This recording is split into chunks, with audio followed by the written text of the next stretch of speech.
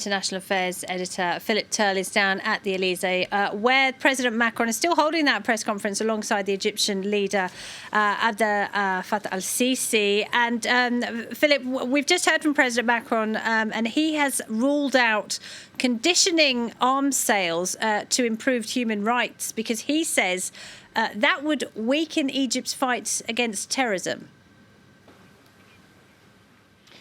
That is correct, and one of the demands of human rights groups, about 20 human rights groups, was for France to condition the signing of new contracts, military contracts with Egypt, and a sharing of information on the fact that Egypt release many of its political prisoners whom human rights groups say are just imprisoned because of their opinions.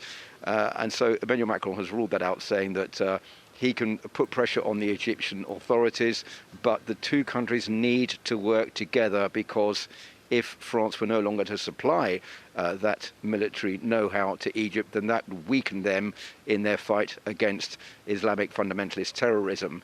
So that'll be a big disappointment for all the human rights organisations who are going to be protesting tomorrow here in Paris around 6 p.m. For France to put increased pressure on Egypt over its human rights record. Now, another big area of cooperation, in fact, the first subject that Macron brought up today was the situation in Libya. Of course, France and Egypt are on the same side when it comes to the conflict in Libya. Well, there has been some movement in the Libyan conflict in the signing of a ceasefire agreement between the two sides, the Government of National Unity, which is in Tripoli, and the opposition forces of General Haftar in Benghazi. Now, Egypt has always supported General Haftar in Benghazi, principally because he has refused to have any agreement with any Islamists being in his government.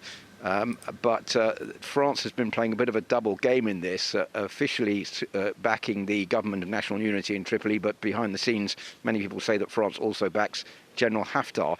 So the two leaders do have something in common on that front, and they said they want to work together to make sure that Libya now becomes a country where the conflict is at an end. They're not going to intervene militarily or politically in the country, but they want to back the peace process there to make sure the country moves forward and that Libya's political situation will work itself out. And finally, Macron's just thanked El-Sissi for his support during what Macron called a campaign of hate against France in the Muslim world over the Charlie Hebdo cartoons and Macron's support for them. Yes, this is a very important issue for France, and General El-Sissi has said that he understands how difficult it is for the French and sympathises with President Macron in his defence of French values, separation of church and state, and freedom of expression in this country, as far as the caricatures of the Prophet Muhammad were concerned. And I think that is something that President Macron will be very grateful for, because as we've seen in the last few weeks, there has been a widespread condemnation across the Muslim world of the republication of those Charlie Hebdo caricatures during the trial of those who were responsible, those still alive, who were responsible for the killings in Charlie Hebdo back in 2015. Philip, thank you very much indeed. Philip Turle there.